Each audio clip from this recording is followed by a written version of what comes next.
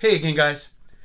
Hey, I wanted to come on here and do a response video to a video that was just put out by Midlife Sports Cards. And this is respectful. I just wanted to give my opinion because I have a lot of thoughts on the subject that he tackled. And that is that he is encouraging collectors to purchase or collect or invest in vintage football cards because they're so underappreciated and so undervalued. And he thinks that that is going to be an area where you can get a lot of growth in interest and prices.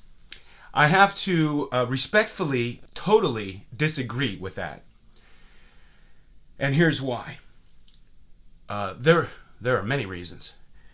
But first and foremost, the Mel Blount rule, along with games added and the ridiculous rule changes that the NFL has put into place, has ensured that no old player will be anywhere remotely close on the all-time lists. They just won't be. If you look at all the quarterbacks, the top quarterbacks, all-time passing leaders, touchdown leaders, you name it. You look at the receivers, it's all new guys. And nobody cares about running backs anymore. The rushing mark will probably never be broken, but nobody cares because nobody cares about running backs anymore. Even if you look at the sacks record, last year, and I'm a huge TJ Watt fan, but he tied Michael Strahan's sack record. But it took him an extra game because they added a game to the season. And don't forget, they added games several decades in a row, right? So the players playing today, they play more games. So when O.J. Simpson rushed for over 2,000 yards, he did it in a 14-game season. Everyone else that did it in a 16-game season and may not have done it in a 14-game season.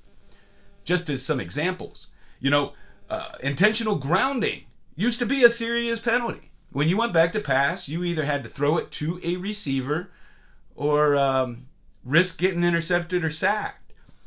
You couldn't just throw the ball down. So all these records, it's all going to be new people. At one time, Don Hudson's touchdown record was considered to be equivalent to Babe Ruth's home run record. Now, he only played in 9, 10, 11 game seasons.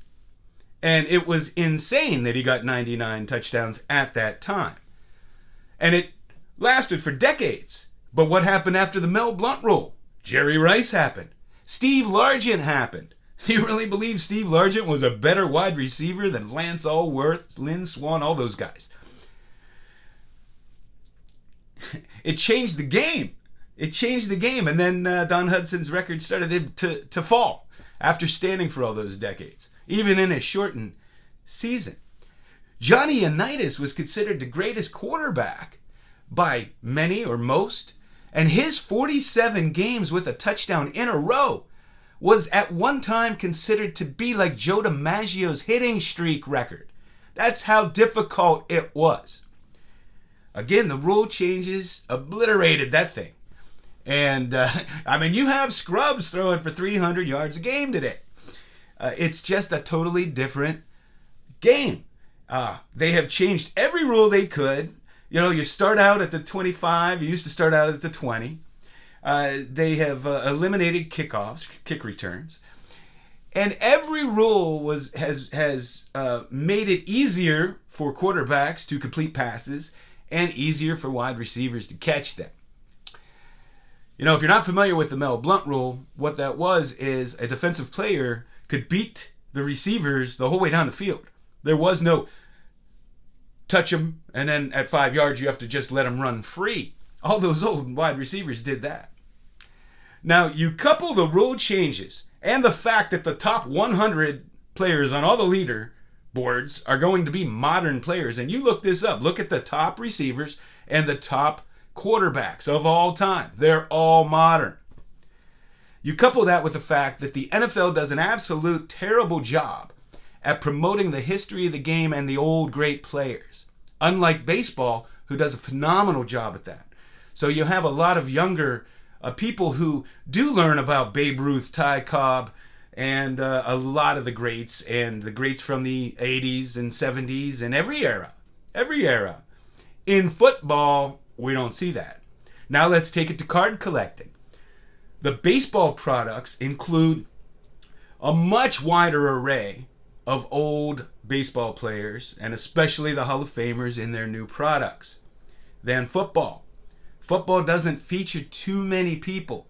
They'll feature the biggest players like Dick Butkus and those kinds of guys, but they do not feature the same extensive players that they do with baseball. And again, the NFL does not do a good job of promoting the history of the hobby. With baseball, they celebrate all the living Hall of Famers every Hall of Fame season, for instance. And they're all there present behind the podium. So those are my thoughts on it. My deduction is that I don't think vintage football is ever going to take off like vintage baseball. Just don't. Not to mention that you don't have the long history that you do with baseball. Maybe if they started out, back in the earlier 20th century, but, football wasn't a thing back then. Football wasn't that popular when it first started. College football was the thing. So that's just my thoughts on it. You always do great videos, and this is just a respectful disagreement, and I just wanted to give my response. I would be interested in all of your thoughts on the subject. Are vintage football cards the next big thing to take off? Let me know. Thanks for watching.